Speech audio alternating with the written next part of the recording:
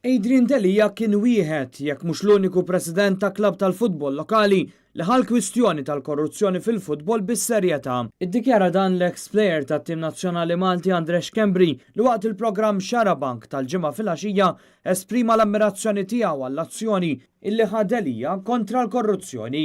Delia kien il-President ta' Kirkara u għalkemm jiena ma kontx jagħtilha fil-futbol lokali dak iż-żmien kelli ammirazzjoni kbira leh għaliex kien wieħed hekk mhux l-unika president li ġiret il-korruzzjoni fil-futbol Malti.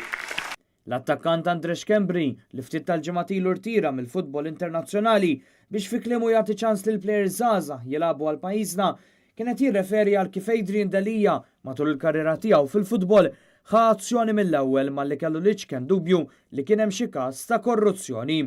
Fil-fatt kien f'Diċembru ta' sentejn ilu li Adrian Delia dak iż-żmien President ta' Birkirkara affaċċja lil goalkeeper tal-iskwadra tiegħu b'allegazzjonijiet li kienu waslu għandu, issospendih immedjatament u marant il-pulizija li fetħet investigazzjoni.